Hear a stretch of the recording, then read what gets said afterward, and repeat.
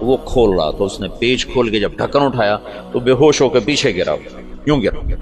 تو پیچھے جو مسلمان تھے انہوں نے آگے دیکھا تو محمود اپنے تابوت میں ایسے پڑا تھا جیسے ابھی سویا، اور اس کا سیدھا ہاتھ سینے پر تھا یہاں، اور اس کا کفن یہاں تک ہٹا ہوا تھا، آدھا سینہ اس کا ننگا تھا اور سینے پر ہاتھ تھا، اور ایسے سویا تھا جیسے ابھی کوئی اس کو سلا کر گیا۔ تو انہیں ہاتھ کو اٹھا کر دیکھا تو نرم گوداز، تو پھر اس کو رکھا، بند کیا، وہاں دوبارہ اس کو دفن کیا۔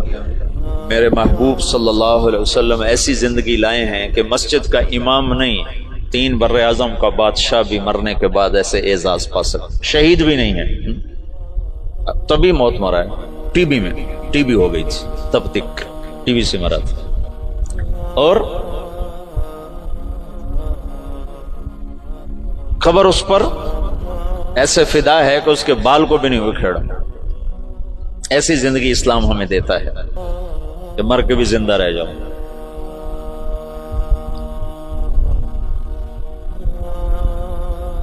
تو شہاب الدین غوری پھر پہلا بادشاہ ہے جس نے باقاعدہ، محمود کی مثال ہے جیسے کسی نے ہل چلا کر زمین برابر کر، اس کے پاس ایک شخص آیا کہ حضرت کا سلطان میں بہت مظلوم ہوں، کیا ہے؟ کہ تمہارا بھانجا تیسرے چوتھے روز میرے گھر آتا ہے، میری بیوی کے ساتھ برا کرتا ہے، مجھے گھر سے نکال دیتا ہے، میری تجھ تک پہنچ بڑی مشکل سے ہوئی۔ تو محمود کا رنگ غصے سے سرخ ہو، اس نے کہا آئندہ جب ایسا واقعہ ہو فوراً میرے پاس آ، اور درباریوں سے کہا یہ شخص جب پہنچے، میں سو بھی رہا ہوں تو مجھے اٹھایا جائے۔ تیسری رات وہ آیا، تیسری رات بھاگتا ہوا، تو سلطان اس کے ساتھ اٹھا اور اس کے گھر پہنچا، اور اندر جاتے اس نے پہلے چراغ بجھایا، پھر ایک وار کر کے اس کا سر اتارا، پھر ساتھ ہی وہ زمین پہ گر کے کہنے لگا ویحک اسقِ، تیرا بھلا ہو جلدی سے پانی لا۔ تو بھاگ کے گیا، پانی لایا، پانی پہ کہنے لگا چراغ جلاؤ۔ چراغ جلایا تو مقتول کو دیکھ کر اس نے کہا الحمدللہ۔ تو اس نے پوچھا سلطان یہ کیسے ہوا؟ میں کچھ باتیں سمجھنا چاہتا ہوں، تم نے چراغ آتے ہی بجھایا، قتل کر کے زمین پہ گر گئے، پانی مانگا، اس کو دیکھ کے الحمدللہ کہا، یہ کیا مسئلہ ہے؟ تو محمود نے کہا جس دن تم فریاد لے کر آئے تھے میں نے قسم کھائی تھی نہ کھاؤں گا، نہ پیوں گا، نہ سوؤں گا، میں 3 دن سے بھوکا بھی ہوں، پیاسا بھی اور جاگا بھی ہوں، کہ جب تک تیری مدد نہ کر لوں میرے اوپر کھانا پینا سونا حرام ہے۔ آج تیسری رات کا جاگا ہوا ہوں، ایک لقمہ کھانا نہیں کھایا، ایک گھونٹ پانی نہیں پیا، گرا میں اس لیے، پانی میں نے اس لیے، چراغ میں نے اس لیے بجھایا کہ اگر میرا بھانجا ہے تو میری تلوار کہیں کانپ نہ جائے، وار صحیح کرے، اور الحمدللہ میں نے اس لیے کہا کہ یہ میرے خاندان کا بھی نہیں چے جائے کہ میرا بھانجا ہو، یہ تو کوئی میرے نام پہ تمہاری عزت لوٹتا رہا۔ ان صفات پر قبر نے اس کو نگینہ بنا دیا، اس کو کھایا نہیں ہے۔ شہاب الدین غوری سے حکومت کی ابتدا ہوتی ہے بر صغیر باقاعدہ،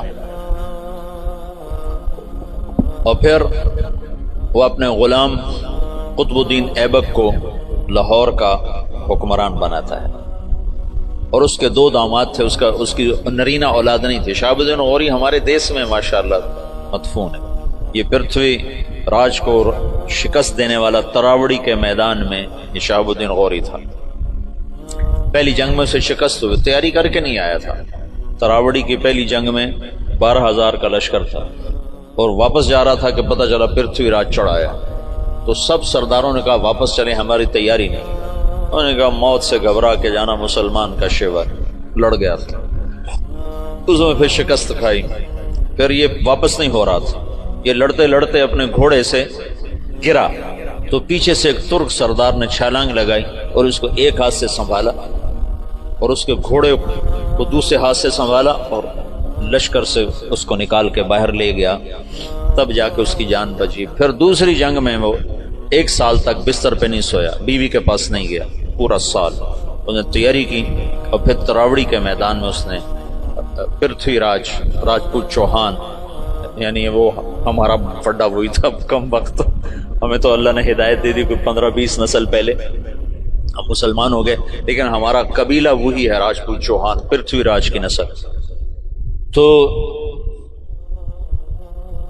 اس کے 2 داماد تھے، ایک شمس الدین ایک ناصر الدین۔ ناصر الدین کو اس نے ملتان کی حکومت دی، شمس الدین کو پھر اس نے دلی کی، اور قطب الدین ایبک کو لاہور کی۔ اس میں شمس الدین پھر بہت عالم نکلا۔ قطب الدین ایبک بہت سمجھدار تھا، لیکن 4 سال کی حکومت کرنے کے بعد اس کا انتقال ہو گیا۔ وہ یہ پولو کھیلتا تھا، پولو، یہ گھوڑے کا، تو گھوڑے سے گرا اور مر گیا۔ انارکلی کے پچھلی طرف اس کا مزار ہوتا تھا، انارکلی جانا ہوتا تھا، 60 کی دہائی میں پڑھتا تھا، تو سارے محلے کا کوڑا کرکٹ اس کی قبر پہ پڑا ہوتا تھا اور عبرت کا نشان ہوتا تھا۔ پھر ضیاء الحق مرحوم نے یہ نیکی کا کام کیا، اس نے وہ سارا محلہ صاف کروا کے چاروں طرف کے مکان خرید کر اس کی قبر پر ایک بڑا خوبصورت اس نے مزار بھی بنایا، ساتھ آنے جانے کی جگہ بھی بنائی۔ تو اس طرح یہاں اسلامی سلطنت کی بنیاد۔ التمش نے 5 دفعہ چنگیزیوں کو شکست دی، 5 دفعہ، اور ان کے چنے چبوا دی۔ پھر صلاح الدین خلجی نے، تو خاندان غلامہ ختم ہوا، خاندان غلامہ کے بعد سادات آئے۔ خاندان غلامہ کے دور میں تیمور کا حملہ ہوا، پھر وہ جاتے ہوئے سادات کو حکمران بنا دیا، ان سے پٹھانوں نے حکومت حاصل، ان سے مغلوں نے حکومت حاصل۔ ابراہیم لودھی کو شکست دی بابر نے پانی پت کے میدان میں۔ بابر بڑا دلیر آدمی تھا، بڑا عجب بادشاہ گزرا ہے، تھوڑی عمر میں مر گیا، 42 سال کی عمر میں مر گیا، پر اس کی عجب زندگی۔ تو ایک یہاں مغلیہ سلطنت کی داغ بیل پڑی، بڑی مضبوط اسلام دوست، سوائے اکبر کے کہ وہ گمراہ ہوا تو علماء کی وجہ سے، وہ خود ان پڑھ تھا، دین کو جانتا نہیں تھا، تو جو درباری علماء تھے ان کی وجہ سے وہ دین سے متنفر ہوا کہ وہ آپس میں اس بات پہ اس کے اکبر کے سامنے لڑ پڑتے تھے کہ یہ کرسی پر میں بیٹھوں گا، بادشاہ کے برابر میں بیٹھوں، وہ کہتا میں بیٹھوں، وہ کہتا دائیں میں بیٹھوں گا، بائیں تم بیٹھو، وہ کہتا نہیں تم ادھر بیٹھو میں ادھر بیٹھوں، ادھر میں بیٹھوں گا ادھر تم بیٹھو۔ ان چیزوں سے وہ ایسا خود ان پڑھ تھا، کیونکہ ہمایوں کو جب شکست ہوئی، شیر شاہ سوری نے اسے شکست دی، شیر شاہ سوری پٹھان تھا، تو کچھ عرصہ بیچ میں پٹھانوں کی حکومت آئی، اور ایسی حکومت کر گیا شیر شاہ سوری کہ انگریزوں نے بھی شیر شاہ سوری کے اصول پر اپنی حکومت کے نظام بنائے تھے۔ ایسی خوبصورت حکومت کر کے گیا شیر شاہ سوری، اور بالکل غریب سا تھا، ایک سپاہی سے اللہ تعالیٰ نے اس کو یہ بہار، صوبہ بہار میں یہ پیدا ہوا تھا، تو اس نے بڑے چکر سے حکومت حاصل کی۔ اس نے اپنا ایک جتھا بنا لیا، تو اب اس کو ضرورت تھی کوئی شہر میرے قبضے میں ہو، تو اس نے نا وہاں بہار کے ہندو راجا سے کہا کہ مہاراج میں مغلوں سے لڑنے جا رہا ہوں، میرے پاس ہے خزانہ بہت سارا، میں چاہتا ہوں آپ کے پاس امانت رکھ دوں، جب میں آؤں گا تو آپ سے لے لوں گا۔ وہ ہندو مہاراج تو جو تھا وہ تو الٹی چھلانگیں لگانے لگا، کہا جی میرے پاس 500 صندوق ہے شرفیوں کے بھرے ہوئے، وہ 5 بھی ہوتے تو پورے ہندوستان کا خرچہ کافی تھا۔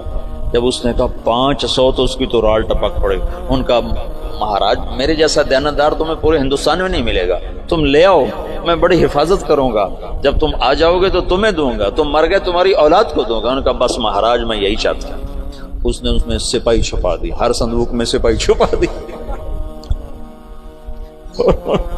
بند کروا کے ریڑیوں پہ لدوا کے اس نے قلعے کے اندر بھجوا دی۔ جب وہ اندر پہنچے تو وہ جو ریڑیاں لے جا رہے تھے انہیں جا کے کنڈے کھول دیے، وہ باہر نکلے اور انہوں نے منٹوں میں قلعہ فتح کر لیا۔ تو یوں شیر شاہ سوری ایک سپاہی سے بادشاہ بننے کی طرف اس کا قدم اٹھا۔ پھر اس نے 6 سال حکومت کی، پر وہ کام کیے جو لوگ 100 سال میں بھی نہیں کر سکتے۔ میرے گاؤں کے آگے جو سڑک ہے اب پکی ہے، یہ شیر شاہ سوری نے بنوائی تھی، ملتان سے لے کر لاہور تک، اس کو شیر شاہ سوری روڈ کہتے تھے۔ پہلے زمانے میں سڑکیں دریاؤں کے ساتھ ساتھ چلتی ہیں تاکہ مسافروں کو پانی ملتا رہے، تو دریائے راوی کے ساتھ ساتھ یہ سڑک چلتی۔ اس وقت دریائے راوی زندہ تھا، آباد تھا، اب تو مرمرا گیا بیچارہ، تو وہ ہمارے ساتھ بہتا تھا دریائے راوی، تو لمبا دریائے راوی کے بالکل کنارے کے اوپر تھا۔ جتنے بڑے اور مشہور شہر ہیں اگر آپ دیکھو گے تاریخ میں تو وہ بڑے دریاؤں کے کناروں پر ہوتے تھے کہ پانی کا بڑا وسیلہ دریا ہوتا تھا، ایسے کنویں اور ایسے نلکے ٹیوب ویل تو ہوتے نہیں تھے، تو دریاؤں سے پانی حاصل کیا جاتا تھا۔ تو شیر شاہ سوری نے ہمایوں کو شکست دی تو یہ وہاں سے بھاگا اور عمر کوٹ، یہ جو سندھ میں ہے عمر کوٹ، یہاں پہنچا تھا تو یہاں اکبر پیدا ہوا، یہاں اکبر پیدا ہوا۔ پھر ہمایوں نے اس کو بیوی کے ساتھ کابل بھیج دیا، خود وہ ایران چلا گیا، ہجرت کر گیا۔ پھر ایران سے شیعہ بادشاہ کی مدد سے وہ واپس دوبارہ ہندوستان آیا۔ شیر شاہ سوری کی اولاد اتنی قابل نہیں تھے، اتنے سمجھدار نہیں تھے، تو وہ شکست کھا گئے۔ پھر دوبارہ اللہ نے مغلیہ سلطنت کو اقتدار بخشا، تو اکبر 12 سال کی عمر میں بادشاہ بن گیا۔ نہ علم کی صحبت، نہ علماء کی، نہ علم نہ علماء کی صحبت۔ آگے درباری علماء ملے جنہوں نے اس کا بیڑا غرق کر کے رکھ دیا، تو اس نے دین الہی ایجاد کر دیا، جس کے لیے مجدد الفسانی رحمۃ اللہ علیہ کو اللہ نے استعمال فرمایا، بغیر مناظرے کے ہیں۔ یہ مناظرے کام خراب کرتے ہیں، نہ مناظرہ اسلام کا مزاج ہے۔ مولانا محمد قاسم نانوتوی رحمۃ اللہ علیہ ہمارے سب کے بڑے ہیں جنہوں نے دیوبند کی بنیاد رکھی، وہ مناظرے سے نفرت فرماتے تھے، کبھی کسی سے مناظرہ نہیں کیا، کبھی کسی سے، صرف بہت اصرار پر ایک دفعہ ایک تحریر شیعہ کے خلاف لکھی، بس جس پر مسلمان کا نام آتا تھا اس سے مناظرہ نہیں کرتے تھے، حالانکہ وہ ایسے مناظر تھے کہ وہ آریاؤں سے اور عیسائیوں سے، غیر مسلموں سے بادشاہ تھے مناظر کے۔ رحمت اللہ کرانوی صاحب رحمت اللہ علیہ، مولانا رحمت اللہ کرانوی، اگر یہ لوگ نہ ہوتے تو بر صغیر اندلس ہوتا، اسپین ہوتا، یہ تو لوگ آ گئے تھے۔ مجھے کل پرسوں تمہارے استاد شیخ رمضی نے بتایا کہ بور عقیبہ نے زیتونیہ مدرسہ کیسے بند کیا۔ میں کہا اللہ علماء دیوبند کو جزائے خیر دے جو چٹائی پہ راضی ہو اور چوپڑی روٹی کے دھوکے میں نہیں آئے۔ حبیب بور عقیبہ نے علماء کو چوپڑی روٹی کھلا دی اور پیسے پہ ان کو کھینچ لیا، جب وہ کھینچے تو پھر ہر سب کچھ چلا گیا۔ اور یہاں کے علماء بکے نہیں، بھوکے پیٹ پہ پتھر باندھ کے۔ حضرت نانوتوی کو نا والی دکن حیدرآباد نے خط لکھا کہ حضرت آپ میرے پاس تشریف لائیں، میں آپ کو 500 روپے مہینہ تنخواہ دوں گا۔ 500 روپے مہینہ 50 لاکھ روپیہ مہینہ ہے آج کا، 50 لاکھ روپیہ مہینہ۔ تو حضرت نانوتوی نے خط لکھا کہ میں دیوبند میں پڑھاتا ہوں، میری 5 روپے تنخواہ ہے، 2 روپے میں مدرسے میں چندہ دے دیتا ہوں، تو 2 روپے میں میرے میاں بیوی کا بخوبی گزارا ہو جاتا ہے، اور 5واں روپیہ مجھے سارے مہینے پریشان کرتا ہے کہ اس کا کیا کروں، تو 500 کو لے کے کیا کروں گا، 500 کو لے کے کیا کروں گا۔ تو یہاں علماء کی ایک کھیپ ایسی آئی جو بکے نہیں، بکے۔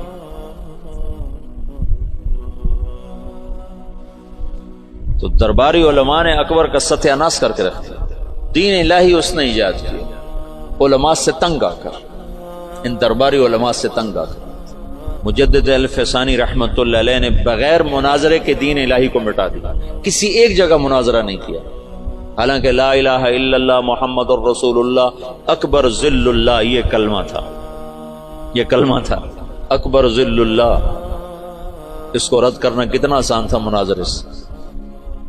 گائے کا ذبح کرنا بند، شراب حلال، اکبر کو سجدہ، سورج کی پوجا، صبح بالکونی کھول کے اکبر سورج کے سامنے کتنے دیر تک مالا جپتا تھا، داڑھی منڈانا ضروری، داڑھی رکھنا حرام،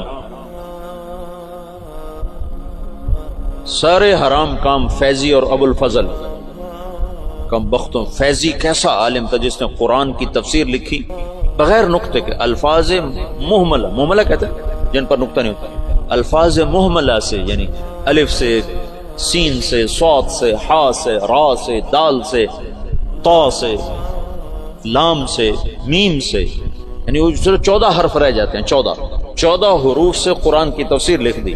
اور سوات الالہام، اور اکبر کو گمراہ کرنے والا وہ ہے. دین الہی. ایک دفعہ کسی نے پوچھا کیا کر رہے ہو فیضی سے؟ کہا الہاد کے مزے لے رہا. کہا الہاد کے مزے لے رہا. جہانگیر آگے مجدد الفسانی کا صحبت یافتہ نکلا.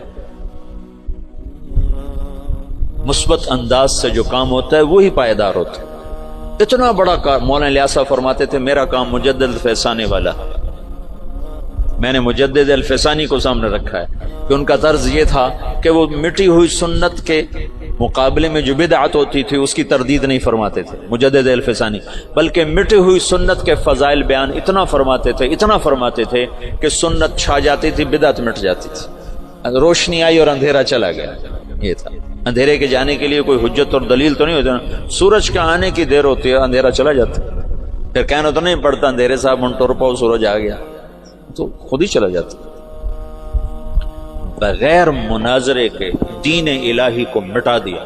ابو الفضل زندہ کی کھال کھچوا دی تھی شیخو پورے میں. یہ جو شیخو پورہ ہے نا، یہ جہانگیر کے نام پر ہے. جہانگیر بڑی منتوں سے ملا تھا. یہ اکبر کے اولاد نہیں ہوتی تھی. ایسے میرا پنڈورا باکس کھل جاتا ہے تو کہاں کی کہانیاں اکٹھی ہو جاتی ہیں، تو پھر مجھے خود یاد نہیں رہتا میں کیا کہہ رہا تھا اور کدھر چلا گیا. تو بڑی دعاؤں کے بعد جہانگیر ملا تھا. پیدل گیا تھا اجمیر تک دعا مانگنے. اجمیر تک پیدل گیا تھا دعا مانگنے کہ اللہ تعالیٰ مجھے بچہ عطا فرمائے. تو اللہ نے جہانگیر دیا. اس کی نخنیت، جہانگیر بہت نیک متقی بادشاہ. اس پر ایسے ہی بہت زیادہ افتراء ہیں، بہتان ہیں بہت سارے. کچھ کمیاں تھی بھی سی بادشاہوں میں ہوتی ہیں، لیکن اس کا یہی بہت بڑا احسان ہے کہ اس نے دین الہی کو ختم کیا. تو یہ شیخو پورہ جہانگیر نے آباد کیا تھا. اکبر اپنے بیٹے جہانگیر کو شیخو کہا کرتا تھا پیار سے، شیخو بابا، شیخو بابا. ویسے نام اس کا سلیم تھا، جہانگیر اس کا لقب تھا، اور شیخو اس کا ابا اسے کہا کرتا تھا، شیخو بابا. تو اس نے یہ ہرن مینار بھی جو بنایا ہے، اس کا ایک ہرن تھا جہانگیر کا، اسے بہت پیار کرتا تھا. وہ مر گیا، اس کے غم میں اس نے ہرن مینار بنایا. تو یہاں شیخو پورہ میں اب اس نے باپ کے خلاف بغاوت کی تھی اکبر کے بیچ میں. تو ابو الفضل اس نے بھیجا تھا سفیر بنا کے، میرے بچے سے بات کیا چاہتا ہے، حکومت تو تیری ہے، تو میرے خلاف کیوں آتا ہے. تو جب ابو الفضل آیا تو اس نے زندہ کی کھال اتروا کہا تو ہے میرے باپ کو گمراہ کرنے والا. زندہ کی کھال اتروائی تھی. اکبر نے کہا شیخو بابا میں تو ذبح شدہ بکری کی کھال نہیں اترتے دیکھ سکتا، تو نے میرے یار کی کھال ہی زندہ اتار. کہا بابا یہ تیرا یار نہیں، یہ تیرا سب سے بڑا دشمن جس نے تجھے اس دین اسلام سے برگشتہ کر دیا. چنانچہ آخری 5 سال میں اکبر طائب ہو گیا تھا. اور تو اس کے جہانگیری جو جہانگیر کی سوانح ہے اس میں جہانگیر نے لکھا ہے کہ آخری وقت میں بابا نے صدر جہاں کو بلوایا جو مفتی دلی تھے، اور ان سے فرمایا کہ میرے سرانے بیٹھ جاؤ، سورہ یاسین پڑھ. تو صدر جہاں نے سورہ یاسین پڑھنی شروع کی اور میرے باپ نے سننا شروع کیا. پھر آہستہ سے کلمہ پڑھا اور روح پرواز کر گیا. تو مجدد الفسانی رحمت اللہ علیہ نے بغیر مناظرے کے اتنے بڑے فتنے کو دبا دیا. یہ آج کل کے بیچارے کیا مناظروں کے ذریعے سے فتنوں کو دبا سکتے ہو، تو فتنوں کو ہوا دینے والی چیز. سنو، اعتراض کا جواب نہیں ہوتا، سوال کا جواب ہوتا ہے. سن رہے ہو؟ اعتراض کا جواب نہیں ہے. انتم خیر ام عبد اللہ. عتبہ بن ربیعہ کہہ رہا ہے انا اعلمکم بالشعر والسحر والکہانہ، مجھے بھیجو میں محمد سے بات کرتا ہوں. جاؤ بات کرو. تو وہ آ کر کہتا ہے یا محمد انت خیر ام عبداللہ، تو اللہ کا نبی چپ. انت خیر ام عبد المطلب، اللہ کا نبی چپ. کہ آنے والا سائل نہیں ہے، آنے والا معترض ہے. معترض کا جواب نہیں ہوتا.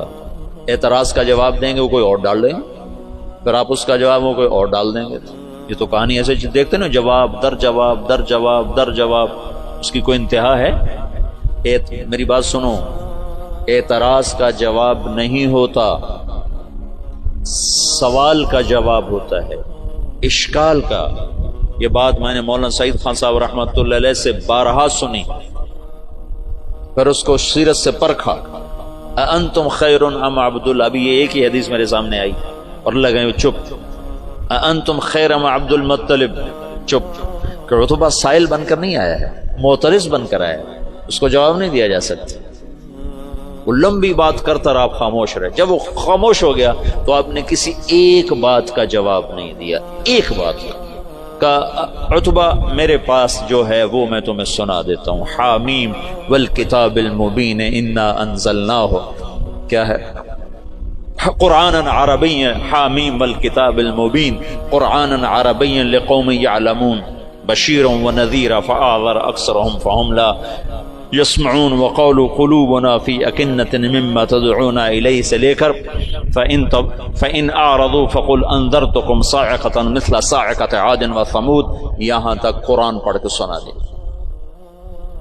انا انزلناہ قرآنا عربیا لقوم یعلمون بشیرا ونذیرا فاعرض اکثرهم فهم لا یسمعون. اس کو پڑھتے چلے جاؤ. یہ سارا قرآن سنا، ایک بات کا جواب نہیں دیا، ایک بات کا. تمہیں جوش اٹھتا ہوگا کہ ہم جواب لیں گے، ہم جواب لیں گے. وہ اور اس لیے کہ اگلا سائل ہی نہیں ہے، اگلا تو معترض. ایک جاٹ کے منہ سے نکل گیا کوا سفید ہوتا ہے، کالا نہیں ہوتا. نہ کمیاں کالا ہوندا، نہ کہ نہیں ہوندا ہی بگا، چٹا ہوندا ہی نہیں. تو انہوں نے کہا چلو مناظرہ کرو مناظرہ. تو اس کی بیوی نے کہا مر جاویں کالا ہوندا ہے، تو کدے آکھے جانا پہ؟ اس نے کہا میں مننا ہی نہیں کالا ہوندا تو میں کون منے سے، میں مننا ہی نہیں. تو تم کیسے بے وقوف ہو جو کوے کو سفید کہنے والے کو منانا چاہتے ہو؟ کیوں وقت ضائع کرتے ہو؟ اس سے بات کر لو جس کا ذہن صاف ہے. معترض کا جواب نہیں ہے. تو آج کل اعتراض ہیں، سوال نہیں ہے. سائل کا ضرور جواب ہے، اشکال کا جواب ہے، سوال کا جواب ہے، اعتراض کا جواب نہیں ہے. مناظرے، جواب در جواب، یہ سب وقت ضائع کرنے کی چیزیں. حضرت تھانوی رحمۃ اللہ علیہ نے فرمایا بہت سے فتنے اس لیے فتنے بن گئے کہ علماء نے اس کا جواب دینا شروع کر دیا. اگر جواب نہ دیتے تو اپنی موت آپ مر جاتے. یہ تحفۃ العلماء کی تمہیں سنا. تو بہت سے فتنے اس لیے فتنے بن گئے کہ علماء نے ان کا جواب دینا شروع کر دیا. اگر وہ چپ ہو جاتے تو اپنی موت آپ مر جاتے. تو مجدد الفسانی رحمۃ اللہ علیہ نے اتنے بڑے فتنے کو مٹایا بغیر جواب، بغیر مناظرے. سبحان اللہ، عجب بندہ تھا. اور نقش بندی سلسلے کے بادشاہ، جس کے آخری بادشاہ مولانا خان محمد صاحب دنیا سے تشریف لے، اور تو دنیا اندھیر ہو گئی، بستی اجڑ گئی. ان اللہ لا ينتزل علم انتزاعا ہے نا، بل يقبضه بقبض العلم.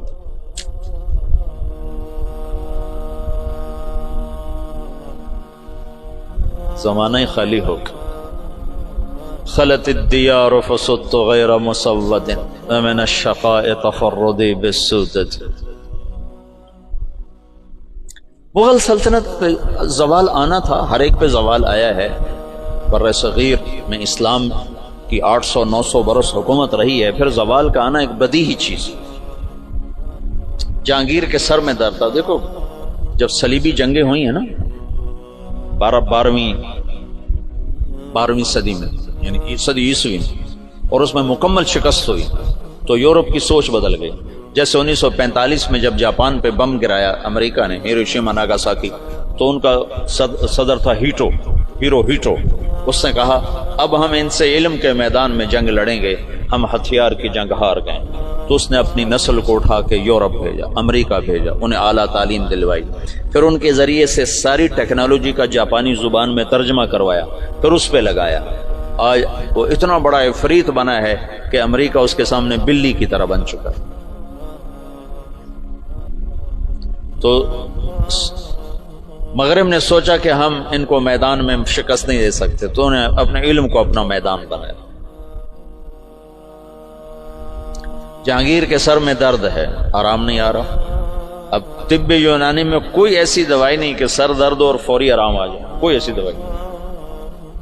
تو انگریز جو تھے وہ انہوں نے کالونیاں بنا لی تھی تھوڑی تھوڑی، تجارت کے لیے آئے، تو ان کے خواب و خیال میں بھی نہیں تھا کہ مغل سلطنت سے ہم ٹکر لینے والے ہیں۔ تو ایک انگریز ڈاکٹر تھا، اس نے اس کو گولی پیش کی کہ جناب آپ یہ کھائیں۔ 15 منٹ کے بعد جہانگیر کا درد دور ہو گیا۔ تم کیا بولا کھلائیے مجھے؟ وہ سر درد کا مجھے مانگ کیا مانگتا ہے؟ تو کم بخت ایسے سیانے تھے، اپنے لیے کچھ نہیں مانگے، کہا میری قوم کو تجارت کی باقاعدہ اجازت تھی۔ انہوں نے کہا اجازت۔ شاہ جہان کے دور میں لوگوں نے بھانپا کہ یہ تو خطرناک لوگ ہیں، تو اس کو کہا کہ ان کو نکال دیا جائے۔ انہوں نے کہا یہ کیا پدی کا شور، بھائی ہمارا کیا بگاڑ سکتا؟ اس کو یہ نہیں پتا تھا کہ آگے یہ پدی پدا بن جائے گا۔ لیکن تو تاریخ ہے، زوال و عروج و زوال ساتھ ساتھ چلتے ہیں۔ تو اورنگزیب عالمگیر کے بعد ایک دم زوال ہے۔ میں نے یہ دیکھا ہے کہ جس بادشاہ نے لمبی حکومت کی اس کا اگلا وارث انتہائی نکما۔ سلیمان اعظم کہلاتا ہے، سلیمان اعظم جو سلاطین عثمان ہیں، یہ ترکی کے جو میں نے تغرل کی کہانی سنائی تھی نا آپ کو، عثمان سے عثمانی، اس میں سلیمان کو کہتے ہیں سلیمان اعظم۔ اس نے آدھے سے زیادہ یورپ فتح کیا، الجزائر فتح کیا، عرب، پتہ نہیں کہاں کہاں اس کی حکومت۔ اس نے 50 سال حکومت کی، اس کا اگلا بیٹا نکما۔ ادھر 50 سال اورنگزیب نے حکومت کی، اگلا بیٹا نکما ترین معظم